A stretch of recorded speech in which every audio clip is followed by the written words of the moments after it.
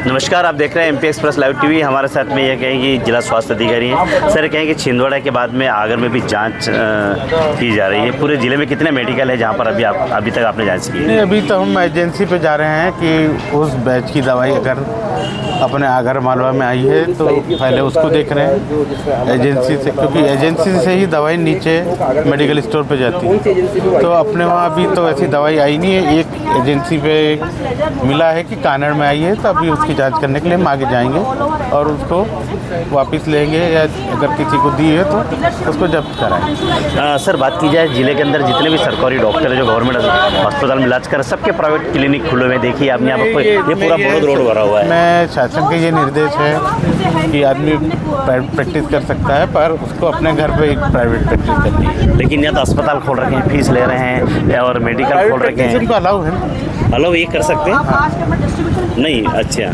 तो यहाँ पर मेडिकल भी खोल सकते हैं, सारा काम कर सकते हैं। मेडिकल तो दूसरे का रहता होगा। मेडिकल तो मेडिकल स्टोर वाले का, जो डॉक्टर के नाम से तो खुलेगा नहीं ना मेडिकल तो फार्मासिस्ट के नाम से खुलेगा।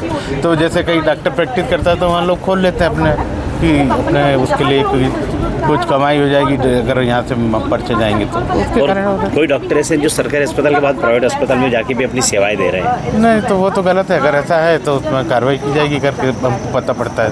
तो आप कैसे जानकारी निकालोगे? कौन सी एजेंसी से जानकारी निकालेंगे? ऐसा हो रहा है कई बार क्या रहता है, मरीज ही बताता है कि हमारे को ये डॉक्टर साहब ने इलाज किया, और जब हम चेक करने जाते हैं तो उसमें अगर उस डॉक्टर साहब का नाम लिखा रहता है, बेहोशी वाला डॉक्टर है, मेडिसिन वाला डॉक्टर है, तो वो नाम लिखना ही पड़ता है हमको, तो उसमें पता पड़ता है हमको।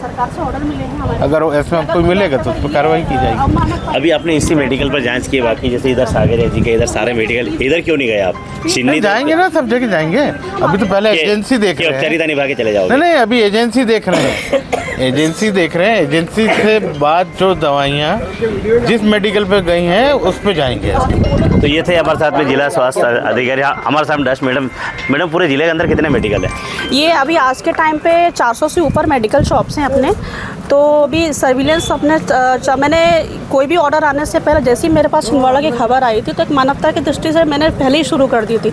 हमने जो हमारे DI साहब थे छिंदवाड़ा के, चूँकि वहाँ कहाँ केस था, तो हमने जो भी स्टॉकिस्ट की रिपोर्ट थी कि जो कोल्ड ड्रिप सिरप थी जिसकी वजह से इतनी मतलब मृत्यु हुई है, तो तुरंत हमने उनसे स्टॉकिस्ट की रिपोर्ट मांगी कि ये दवाई पर्टिकुलरली कहाँ कहाँ डिस्ट्रीब्यूट हुई है मैन्युफैक्चरर के थ्रू। तब उससे पता चला कि आगर ज़िले में तो खैर ये नहीं आई थी।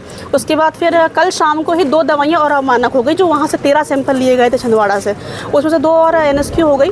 तो जैसे ही हमारे पास शाम को इसका नोटिस आया और मेरे पास लेज़र आया भोपाल से कि एक अंशुल एजेंसी जो है कोटा रोड पे, वहाँ पे इसका एक बैच आया है, सेम बैच का उनके पास डिलीवरी हुई थी।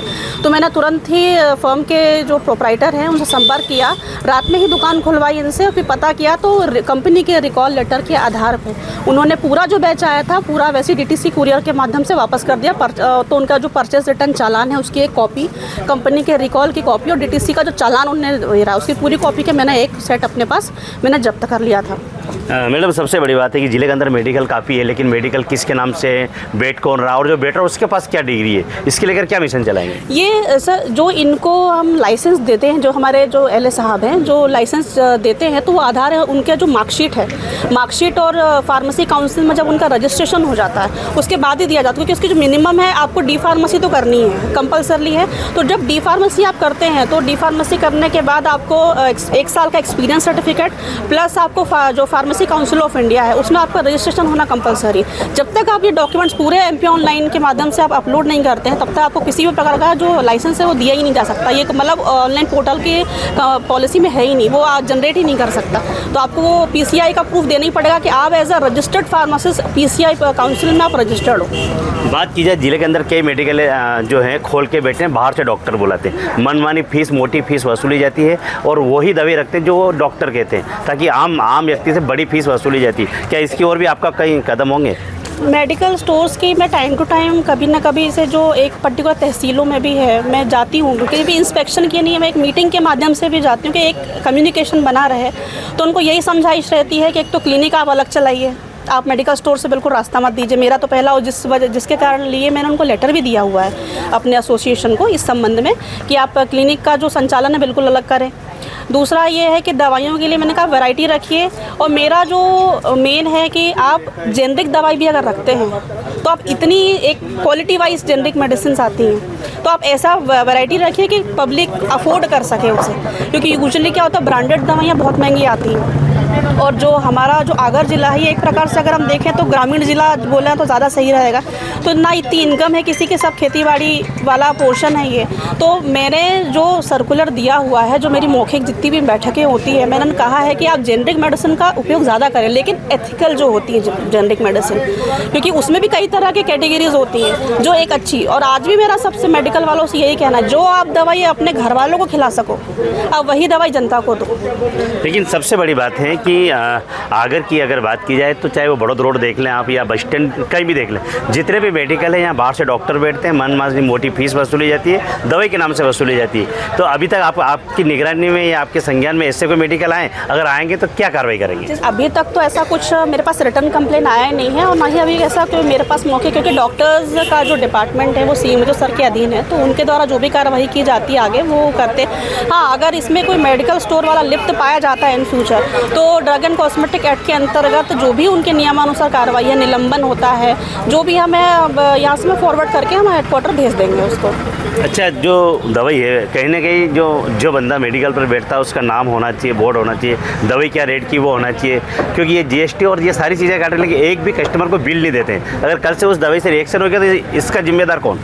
देखिए, क्या है कि बिलिंग के लिए तो मेरा खुद एम्फेसाइज़ है इस ज़िले में। जब से मैंने ज्वाइन करा, मुझे खुद ये चीज़ फील हुई कि बिलिंग की प्रॉब्लम तो है ज़िले में, कि बिल, और इसमें पेशेंट अवेयरनेस भी बहुत ज़रूरी है मेरे हिसाब से। अगर मरीज़ पैसे दे रहा है तो ये उसका अधिकार है बिल मांगना।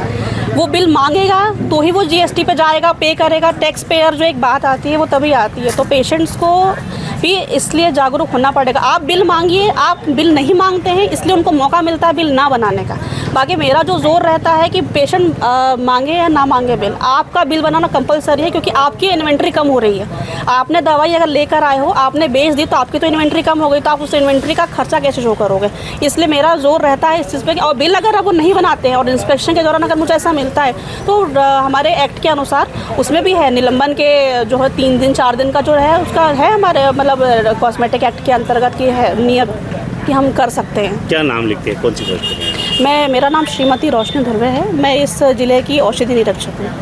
तो ये थे हमारे साथ में। और अब अगर बात की जाए तो ज़िले के अंदर जितने भी मेडिकल है, अगर वहाँ पर कोई डॉक्टर आके बैठते हैं और मोटी फीस अगर आपसे वसूली की जाती है, मेडिकल पे ज़्यादा पैसे लिए जाते हैं, आप हमारा प्लेटफॉर्म पर जानकारी दीजिए, हम आपका नाम गोपनीय रखेंगे और ऐसे के खिलाफ हम कहीं ना कहीं अधिकारियों के माध्यम से सख्त कार्रवाई कराएंगे। नमस्कार, आप देखते रहिए MP express live TV Hindu Singh Yadav के साथ।